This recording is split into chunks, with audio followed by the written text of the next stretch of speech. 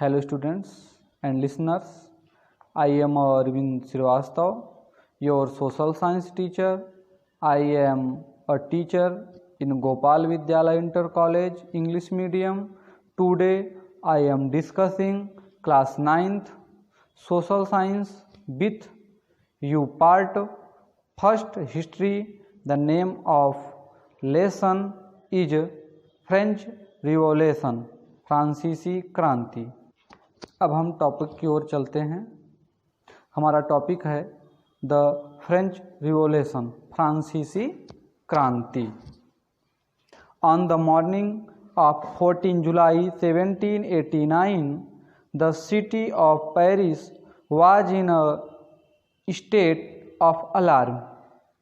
The king had commanded troops to move into the city.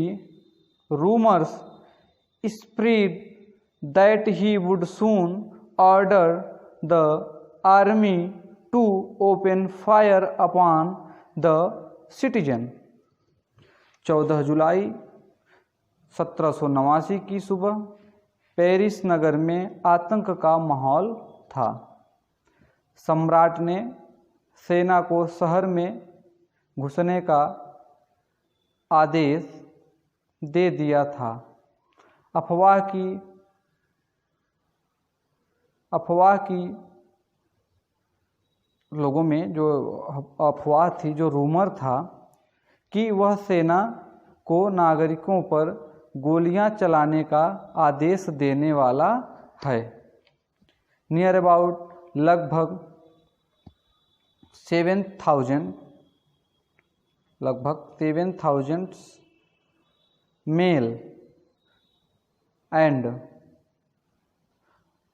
Women, यानी महिला और पुरुष, 7,000 महिला और पुरुष टाउन हॉल के सामने एकत्र हुए और उन्होंने एक जन सेना का गठन करने का निर्णय किया।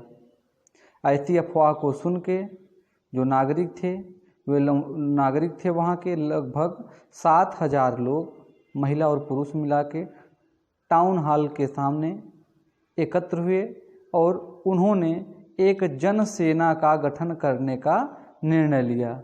हथियारों की खोज में वे बहुत से सरकारी भवनों में जबरन प्रवेश कर गए।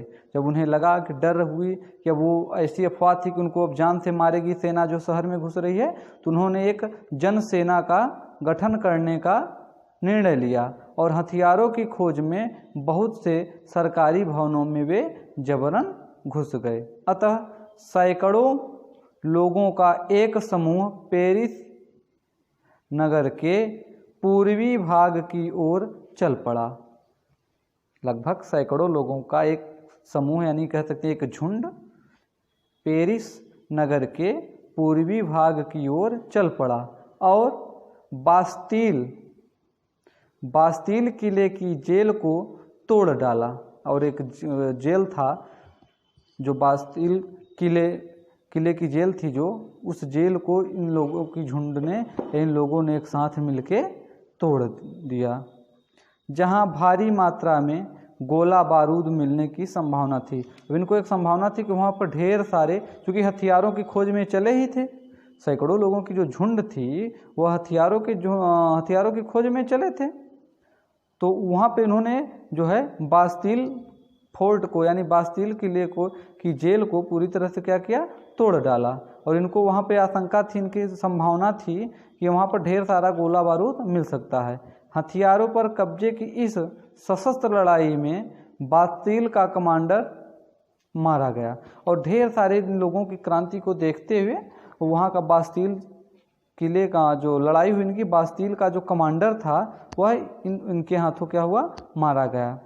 कैदी छुड़ा लिए गए और जितने भी वहाँ पर कैदी थे वे छुड़ा ले गए, इन लोगों ने छुड़ा लिया। यद्यपि उनकी संख्या केवल 7 थी। उनकी संख्या कितनी थी? 7 थी। सम्राट की निरंकुश शक्तियों का प्रतीक होने के कारण बास्तील किला लोगों की घृणा का केंद्र था। जो वहाँ का शासक था वह बहुत क्रूर, बहुत ही निर्दयी था, बहुत ही निरंकुश था। इसकी वजह से वहाँ पर लोगों की जो बास्तील किला के लोगों की जो केंद्र था वह क्या था, एक घृणा का केंद्र था। लोग उसे क्या करते थे, उस फोर्ट से हेट करते थे, घृणा करते थे, इसलिए किले को ढहा दिया गया और लोगों ने किले को क्या कर दिया, गिरा दिया और उसके अवशेष बाजार में उन लोगों को बेच दिए गए जो ध्वंस को बतौर स्मृति चिन्ह सजोना चाहते थे। The day of followed saw more rioting both in Paris and the countryside. इस घटना के बाद कई दिनों तक पेरिस तथा देश के देहाती क्षेत्रों में कई और संघर्ष हुए। अधिकांश जनता पाव रोटी की महंगी कीमतों का विरोध कर रही थी। बाद में इस दौर का सिंहावलोकन करते हुए इतिहासकारों ने इसे एक लंबे घटनाक्रम की ऐसी शुरुआत कड़ियों के रूप में देखा जिनकी परिणति फ्रांस के सम्राट को फांसी दिए जाने में हुई। हालांकि उस समय अधिकांश लोगों को ऐसे नतीजे की उम्मीद नहीं थी, वहाँ के जो लोग थे उनको ऐसा, मतलब इसका परिणाम ऐसा नहीं समझ में आया कि वहाँ का जो सम्राट है उसको फांसी दिए जाने में हुई। मतलब कि वो जो इतना निरंकुश शासक था, लोगों को इतना जो है टार्चर करता था, तो उसकी जो सज़ा हुई वह शुरुआती जो कड़ियों से उस घटनाक्रम से जो कड़ियों से नीति परिणीत हुई वह कहाँ पहुँची कि फ्रांस के सम्राट को फांसी देने तक पहुँच गई। ऐसा क्यों और कैसे हुआ? फ्रांस के सम्राट को फांसी क्यों हुई और कैसे हुई? नेक्स्ट टॉपिक पे हम लोग अब बात करेंगे social elements responsible for the revolution. 18वीं शताब्दी के उत्तरार्ध में फ्रांसीसी समाज। The French society was divided into 3 classes known as states. उन्होंने अपने स्टेट्स को, अपने राज्यों की तने जो है भागों में बांटा 3। The French society was divided into 3 classes known as states. The first state was of the clergy. The second state was of the nobles. The third state was the masses. First states clergy का मतलब पादरी वर्ग। कौन से वर्ग? पादरी वर्ग। द्वितीय मानी सेकंड स्टेट्स में कुलीन वर्ग और थर्ड स्टेट्स में कौन कौन आएंगे? बड़े व्यवसायी, व्यापारी, अदालती, कर्मचारी, वकील आदि। किसान और कारीगर भी आएंगे। छोटे किसान, भूमिहीन, नौकर भी किस में आएंगे? थर्ड स्टेज में आएंगे। कौन सी स्टेज में आएंगे? थर्ड स्टेज में आएंगे। चलिए हम लोग अब बात करते हैं टॉपिक की ओर। 1774 में बूर्बो राजवंश का लुई 16 यानी लुई 16वां फ्रांस की राजगद्दी पर आसीन हुआ। उस समय उसकी उम्र केवल यानी मात्र 20 साल थी और उसका विवाह ऑस्ट्रिया की राजकुमारी मेरी एंतोनेट से हुआ था। मेरी एंतोनेट से हुआ था। राज्यारोहण के समय उसने राजकोष खाली पाया। जब लुई 16 राजा बना और उसकी शादी मेरी एंतोनेट से हुई तो उसने जब राज्य भार संभाला तो पूरा राज्यकोष क्या था? खाली था। लंबे समय तक चले युद्धों के कारण फ्रांस के वित्तीय संसाधन नष्ट हो चुके थे। यानी लंबे समय तक युद्ध चलने के कारण फ्रांस की जो वित्तीय था, वित्त यानी कि जो कोषागार था वो भी खाली हो गया था और सारे संसाधन, वित्तीय संसाधन नष्ट हो चुके थे। वर्साय के विशाल महल और राज दरबार की शानो शौकत बनाए रखने की फिजूल खर्ची का बोझ अलग से था। मतलब कि राज दरबार की शानो शौकत को बनाने के लिए या राज शानो शौकत को दिखाने के लिए फिजूल खर्ची का भी बोझ था। लुई 16 के शासनकाल में फ्रांस ने अमेरिका के 13 उपनिवेशों को साझा उन्होंने जो लुई 16 ने अपने शासनकाल में फ्रांस ने अमेरिका के 13 उपनिवेशों को साझा किया। शत्रु ब्रिटेन से आज़ाद कराने में सहायता दी थी। इस युद्ध के चलते फ्रांस पर 10 अरब लिब्रे से भी अधिक का कर्ज और जुड़ गया, जबकि उस पर पहले से ही 2 अरब लिब्रे का बोझ चढ़ा हुआ था। सरकार से कर्जदाता अब 10% ब्याज की मांग करने लगे थे। जिन्होंने पैसा दिया था फ्रांसीसी गवर्नमेंट को, यानी कह सकते हैं फ्रांस के शासन काल में जो शासन करता था, फ्रांस का जो देश था, उसको जिसने कर्ज दिया था फ्रांसीसी कंट्री को, उन्होंने गवर्नमेंट से 10% इंटरेस्ट यानी 10% ब्याज, अपने जो पैसा दिया था उसका 10% ब्याज लेने की मांग करने लगा। फलस्वरूप फ्रांसीसी सरकार अपने बजट का बहुत बड़ा हिस्सा दिनों दिन बढ़ते जा रहे कर्ज को चुकाने पर मजबूर थी। और लगातार जो फ्रांसीसी सरकार थी वह कर्ज बढ़ता जा रहा था और उसमें जो है उसका जो फ्रांसीसी सरकार थी अपने बजट का बहुत बड़ा हिस्सा दिनों दिन बढ़ते जा रहे कर्ज को चुकाने पर मजबूर थी। मतलब कि उसका जो बजट था वह बढ़ता चला जा रहा था और कर्ज भी चुकाना उसकी मजबूरी थी, कह सकते हैं।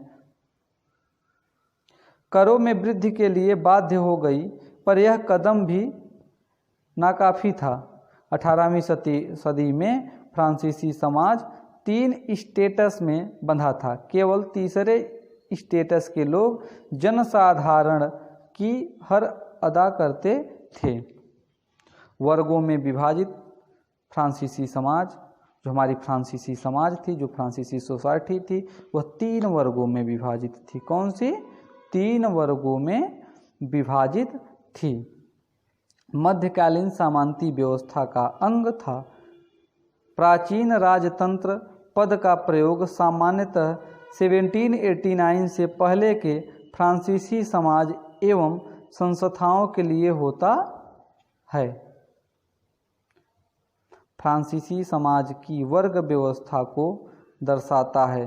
पूरी आबादी में लगभग 90% किसान थे।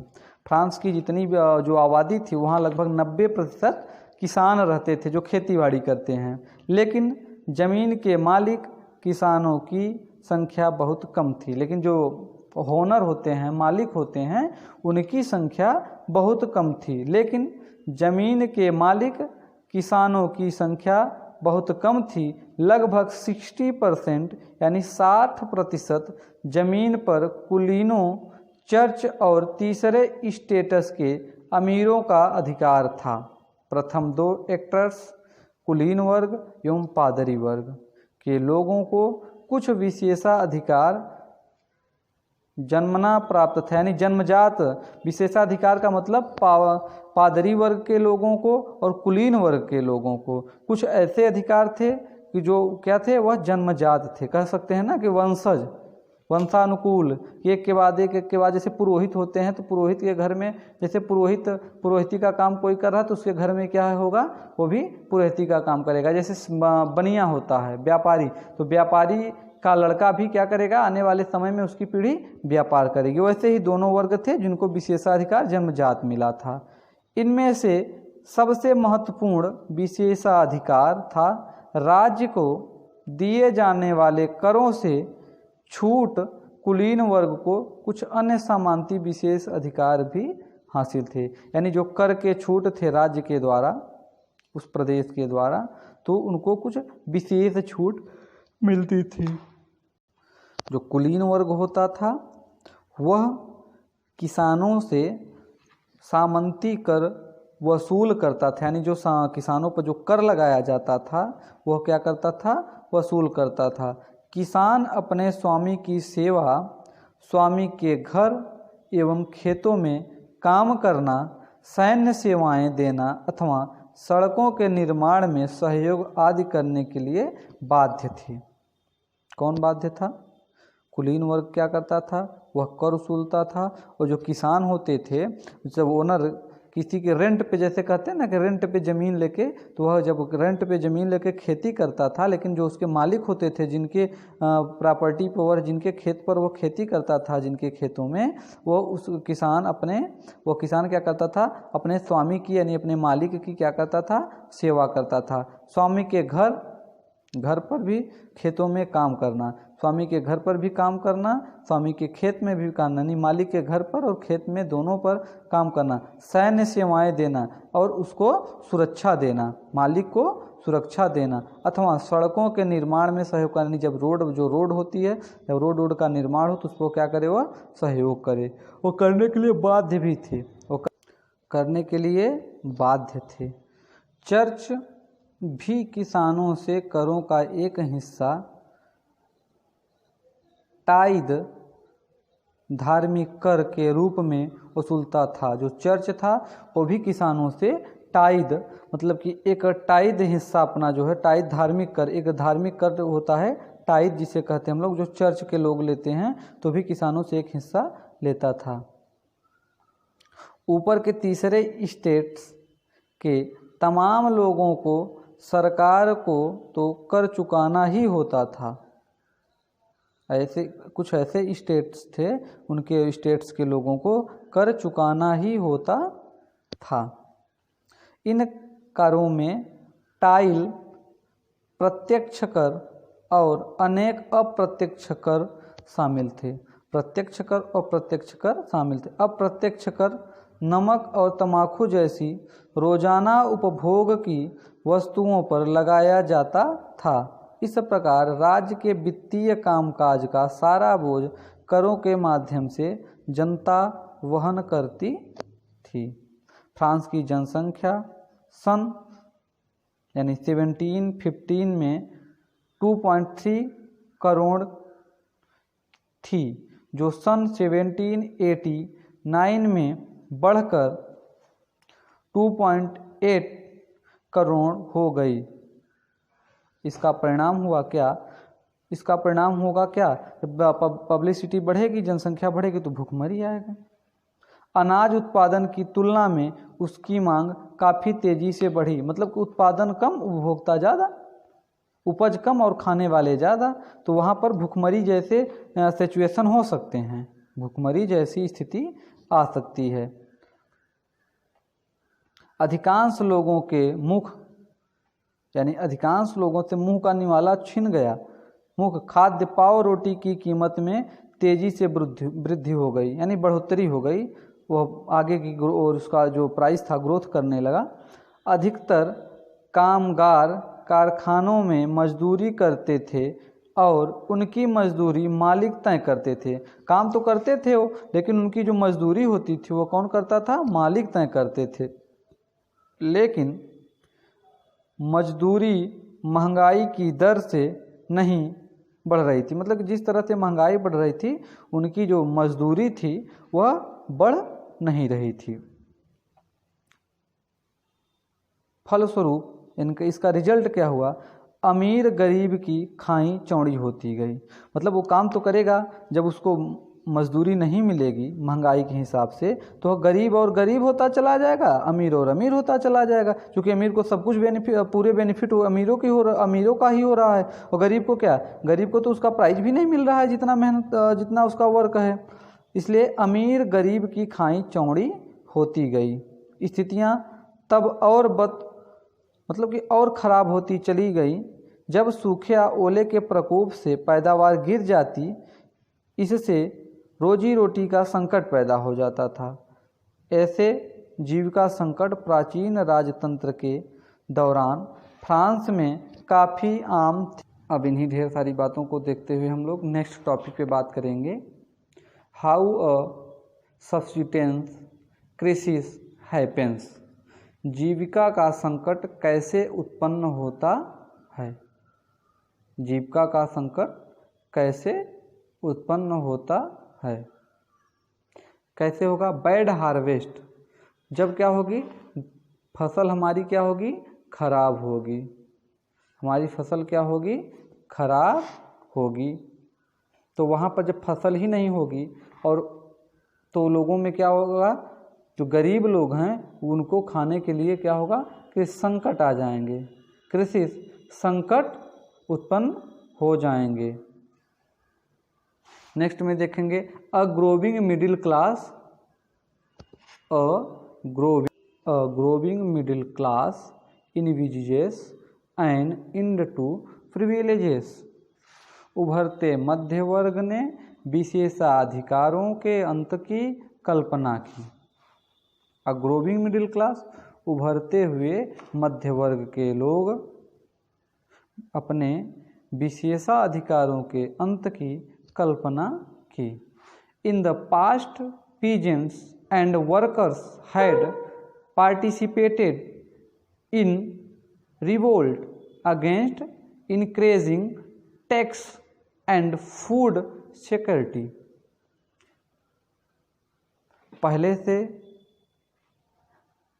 भी कर बढ़ने का एवं अकाल के समय किसान और कामगार विद्रोह कर चुके थे। इसके पहले भी अकाल पड़ने से यानी सूखा पड़ने से भी सरकार को टैक्स बढ़ाने में कोई प्रॉब्लम न होती, वह टैक्स को बढ़ाते ही चले जाते थे। उस समय भी किसान और कामगार जो वर्कर्स होते थे उन्होंने विद्रोह किया। उन्होंने क्या किया, विद्रोह किया। परंतु उनके पास सामाजिक एवं आर्थिक व्यवस्था में बुनियादी बदलाव लाने के लिए साधन एवं कार्यक्रम नहीं थे। जो वर्कर्स होते थे, जो किसान होते थे, उनको सामाजिक एवं आर्थिक व्यवस्थाएं, फैसिलिटी जो है वो पूरी तरह से बुनियादी बदलाव लाने के लिए साधन एवं कार्यक्रम नहीं थे। ये जिम्मेदारी तीसरे स्टेट्स के उन समूहों ने उठाई जो समृद्ध और शिक्षित होकर नए विचारों के संपर्क में आए थे। The 18th century witnessed the emergency of social group। 18वीं सदी में एक नए सामाजिक समूह का उदय हुआ जिसे मध्य वर्ग कहा गया, जिसने फैलते समुद्र पारीय व्यापार और ऊनी तथा रेशमी वस्त्रों के उत्पादन के बल पर संपत्ति अर्जित की थी। ऊनी और रेशमी कपड़ों का या तो निर्यात किया जाता था या समाज में समृद्ध लोग उसे खरीद लेते थे। तीसरे स्टेट्स में इन सौदागारों एवं निर्माताओं के अलावा प्रशासनिक सेवा व वकील जैसे पेशेवर लोग भी शामिल थे। ये सभी पढ़े लिखे थे और इनका मानना था कि समाज के किसी भी समूह के पास जन्म लेना विशेषाधिकार नहीं होना चाहिए। कोई भी वर्ग का आदमी हो, उसके पास जन्मजात विशेषाधिकार कुछ भी ना हो। किसी भी व्यक्ति की सामाजिक हैसियत का आधार उसकी योग्यता ही होनी चाहिए। कोई भी व्यक्ति हो, उसको सामाजिक हैसियत यानी समाज में जो उसकी सामाजिक स्थिति हो उसकी योग्यता पर होनी चाहिए। स्वतंत्रता, समान नियमों तथा समान अवसरों के विचार पर आधारित समाज की यह परिकल्पना जॉन लॉक और जीन-जाक रूसो जैसे दार्शनिकों ने प्रस्तुत की थी। जानलाक और जाजाक रूस के फिलासफर थे। इन्होंने इसकी क्या की थी, प्रस्तुति की थी। अपने ट्रू ट्रीटाइजेज ऑफ गवर्नमेंट में लाक ने राजा के दैवी और निरंकुश अधिकारों के सिद्धांत का खंडन किया था। दार्शनिकों के इन विचारों पर काफ़ी हाउसों व सैलान की गोष्ठियों में गर्मागर्म बहस हुआ और पुस्तकों एवं अखबारों के माध्यम से इनका व्यापक प्रचार प्रसार हुआ। पुस्तकों एवं अखबारों को लोगों के बीच जोर से पढ़ा जाता था ताकि अनपढ़ भी उन्हें समझ सकें। इसी समय लुई 16 द्वारा राज्य के खर्चों को पूरा करने के लिए फिर से कर लगाए जाने की खबर से विशेषाधिकार वाली व्यवस्था के विरुद्ध गुस्सा भड़क उठा। लोगों में क्रांति। इसी से रिलेटेड नेक्स्ट टॉपिक हम लोग देखेंगे, the outbreak of the revolution. फ्रांसीसी क्रांति में फिर से क्रांति की एक शुरुआत हुई। पिछले भाग में हमने देखा, यानी पिछले टॉपिक में भी जब हम आपको समझा रहे थे तो हमने आपको बताया कि किन कारणों से लुई 16 ने कर बढ़ा दिए। किसी कारण से लुई 16 ने जब कर को फिर से बढ़ाया तो लोगों ने क्रांति की पहल कर दी। लोगों ने क्या किया, रिवोल्यूशन स्टार्ट कर दिया, क्रांति की शुरुआत कर दी लोगों ने। उसने ऐसा कैसे किया होगा? प्राचीन राजतंत्र के तहत फ्रांसीसी सम्राट अपनी मर्जी से कर नहीं लगा सकता था। इसके लिए उसे स्टेट्स जनरल प्रतिनिधि सभा की बैठक बुलाकर नए करों के अपने प्रस्तावों पर मंजूरी लेनी पड़ती थी। स्टेट्स जनरल एक राजनीतिक संस्था थी जिसमें 3 स्टेट्स अपने अपने प्रतिनिधि भेजते थे, लेकिन सम्राट की यह निर्माणकर्ता था कि इस संस्था की बैठक कब बुलाई जाए। इसकी अंतिम बैठक 1614 में बुलाई गई थी। फ्रांसीसी सम्राट लुई 16 ने 5 मई 1789 को नए करों के प्रस्ताव के अनुमोदन के लिए स्टेट्स जनरल की बैठक बुलाई। प्रतिनिधियों की मेजबानी में वर्साय के एक आलीशान भवन को सजाया गया। पहले और दूसरे स्टेट्स ने इस बैठक में अपने 300 प्रतिनिधि भेजे थे। आमने सामने की कतारों में बिठाए गए तीसरे स्टेट्स के 600 प्रतिनिधि, उनके पीछे खड़े किए गए तीसरे स्टेट के प्रतिनिधित्व इसके अपेक्षाकृत समृद्ध एवं शिक्षित वर्ग कर रहे थे। किसानों, औरतों एवं कारीगरों की सभा में प्रवेश वर्जित था, चाहे वह पुरुष किसान वर्ग के थे, महिला एवं जो वर्कर कारीगर थे, उस सभा में उनका प्रवेश वर्जित था। फिर भी लगभग 40,000 पत्रों के माध्यम से उनकी शिकायतों एवं मांगों की सूची बनाई गई, जिसमें प्रतिनिधि अपने साथ लेकर आए थे।